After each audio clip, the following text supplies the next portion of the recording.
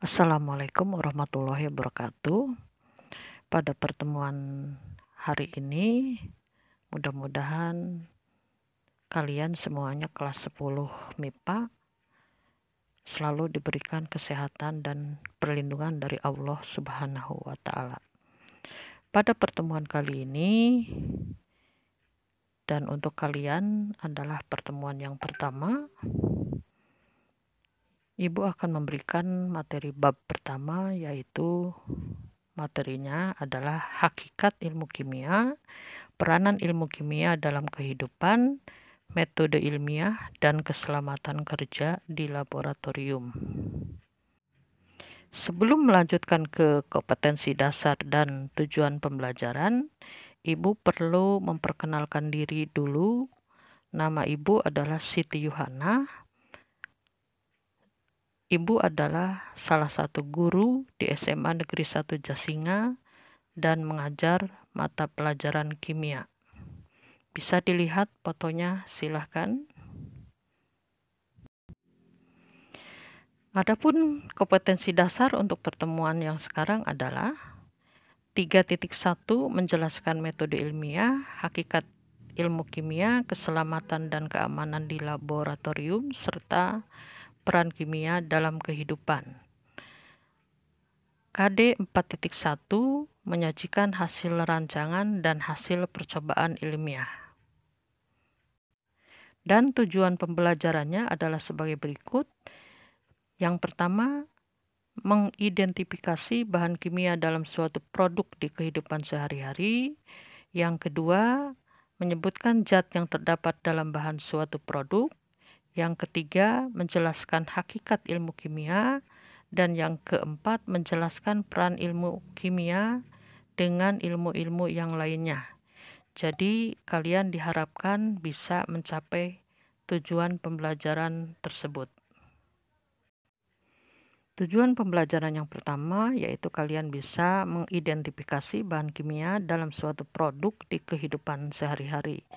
Jadi nanti kalian bisa mencari contoh-contoh produk di dalam kehidupan sehari-hari dan bisa mengidentifikasi kemasan di dalam produk-produk tersebut. Nah, sebelum masuk ke contoh zat-zat kimia atau bahan kimia, perlu kalian memahami dulu pengertian dari materi atau zat. Karena materi itu dibagi dua, ada unsur, ada senyawa. Nah, sebelumnya pengertian materi adalah segala sesuatu yang memiliki massa dan menempati ruang. Nah, Ibu ambil contoh, yaitu ada besi, kemudian ada air, dan ada sirup. Itu semua adalah contoh dari materi. Untuk besi itu adalah contoh unsur, kemudian air adalah contoh senyawa, dan sirup adalah contoh dari campuran.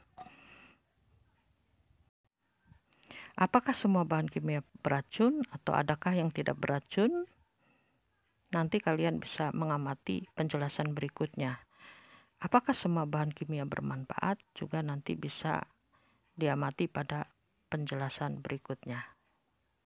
Misalkan di sini ada contoh sabun mandi, kemudian ada pasta gigi, ada sampo, ada deterjen. Tentunya kalian semuanya sudah tahu manfaatnya dari bahan-bahan tersebut. Kemudian juga ada contoh obat-obatan, kemudian kosmetik. Nah, itu kandungannya juga nanti kalian bisa melihat dari kemasannya apakah bahan tersebut bermanfaat atau sifatnya beracun, nanti bisa diidentifikasi. Kemudian ada contoh berikutnya untuk bahan kimia yang biasa kalian temui di dapur, yaitu ada mentega, ada garam dapur, ada susu, ada cuka, kemudian ada roti yang mungkin yang biasa disediakan di meja makan dan kalian biasa mengkonsumsinya sehari-hari. Nah, itu semua merupakan bahan kimia. Nah, sifatnya itu menurut kalian bagaimana? Apakah bermanfaat atau sifatnya beracun. Jadi nanti kalian bisa menyimpulkan sendiri.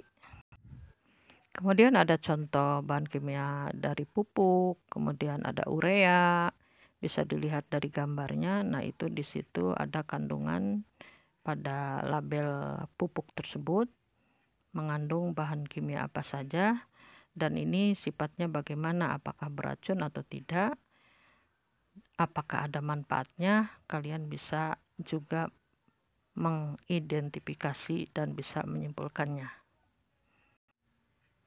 Nah, kemudian bahan kimia berikutnya adalah ada bahan bakar, kemudian ada gas LPG, bahan bakarnya ada aftur, ada biogas, ada solar, ada bensin. Bensinnya juga ada bensin Pertamax, bensin premium, begitu ya. Nah, kalian bisa mengamati dari gambarnya, ini sifatnya bagaimana, apakah beracun atau tidak, bermanfaat atau tidak, kalian bisa menyimpulkannya juga. Nah, yang bahan kimia berikutnya adalah ada nasi, ada roti, kemudian ada sirup ya. Tentunya kalian juga sering mengkonsumsinya dalam kehidupan sehari-hari. Tentunya bermanfaat, bukan? Tapi yang jelas kalau kalian mengkonsumsinya berlebihan juga ada dampak kurang baiknya buat kesehatan kalian. Bahan kimia berikutnya adalah ada udara, kemudian ada air, kemudian ada pakaian. Itu semuanya jelas kalian juga akan bisa menyimpulkan apakah sifatnya beracun atau tidak, bermanfaat atau tidak. Yang jelas kalian sehari-harinya juga menghirup udara, kemudian menggunakan air untuk mandi, untuk kehidupan sehari-hari. Begitu juga dengan pakaian yang kalian gunakan sehari-hari. Jadi dari contoh-contoh bahan kimia tersebut, silahkan kalian simpulkan yang mana sifatnya beracun, yang mana yang tidak. Yang jelas yang beracun pun tetap bermanfaat untuk misalkan untuk pertanian. Kemudian mana bahan-bahan kimia yang sangat bermanfaat untuk kehidupan sehari-hari. Kita masuk ke hakikat ilmu kimia.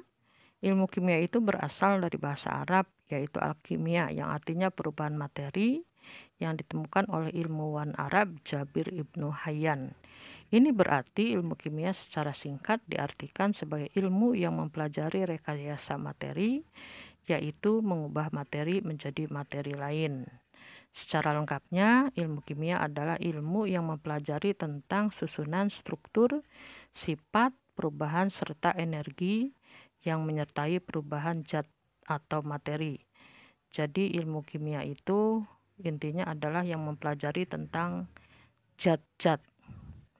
Kemudian pengertian hakikat ilmu kimia adalah bahwa benda itu bisa mengalami perubahan bentuk maupun susunan partikelnya menjadi bentuk lain, sehingga terjadi deformasi, perubahan letak susunan yang mempengaruhi sifat-sifat yang berbeda dengan wujud yang semula.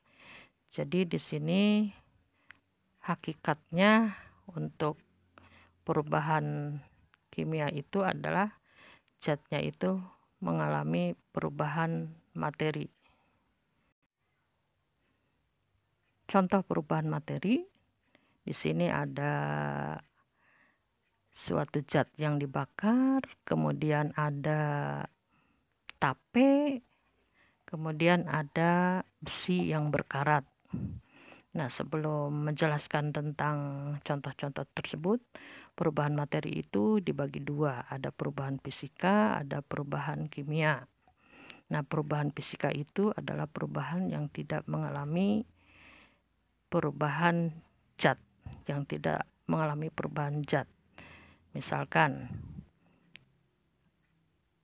kayu dirubah menjadi kursi atau lemari, maka kayu tersebut tetap tidak mengalami perubahan zat. tetap bangku ataupun lemari ataupun kursi itu tetap adalah catnya adalah dari kayu. Yang kedua adalah perubahan kimia. Perubahan kimia itu mengalami perubahan zat. Dari zat awal akan berubah menjadi zat yang lain. Nah, contohnya di sini misalkan ada kayu yang dibakar, maka nanti hasil pembakarannya bukan dalam bentuk kayu lagi, tetapi sudah menjadi arang kayu. Atau kertas yang dibakar tidak berupa kertas lagi, tapi sudah berubah menjadi abu kertas. Begitu juga dengan tape. Tape itu asalnya dari beras ketan, nah akan berubah bentuknya menjadi tape, bukan dalam beras ketan lagi. Kemudian ada paku yang berkarat, nah asalnya dari paku, kemudian paku itu adalah besi ya, asalnya dari besi berubah menjadi karat besi. Jadi bukan besi lagi, tapi berubah menjadi karat besi. Jadi di sini tiga-tiganya adalah contoh dari perubahan materi yang berupa perubahan kimia. Selanjutnya ada tugas mandiri buat kalian semuanya, yaitu membuat laporan portofolio tentang produk-produk kimia yang digunakan dalam kehidupan sehari-hari. Yang pertama yaitu kalian menuliskan nama dan gambar produk, ditempel, kemudian kegunaan di dalam kehidupannya, senyawa kimia yang terkandung dalam produk, manfaat dan dampak negatif terhadap tubuh dari setiap zat kimia tersebut. Yang berikutnya kalian tugasnya adalah mencari artikel mengenai peranan ilmu kimia terhadap ilmu lainnya. Ini kalian membagi tugas kelompok, yaitu kalian kelompoknya dibagi 7, berarti masing-masing kelompok ada 5 siswa. Nah, tugas kelompok 1 yaitu kalian mencari peranan ilmu kimia terhadap ilmu farmasi, kemudian kelompok 2 terhadap ilmu geologi, kelompok 3 terhadap ilmu pertanian, kelompok 4 terhadap kesehatan atau kedokteran, kemudian kelompok 5 terhadap ilmu teknologi bahan, kelompok 6 terhadap penyelesaian masalah global, kelompok 7 terhadap ilmu energi dan lingkungan. Dan di akhir pembelajaran ada evaluasi yang harus kalian kerjakan juga. Nanti kalian kumpulkan bisa lewat WA group atau Google Classroom. Yaitu yang pertama kalian jelaskan hakikat ilmu kimia dan peran ilmu kimia dalam kehidupan sehari-hari. Yang kedua jelaskan peranan ilmu kimia dan ilmu yang lainnya.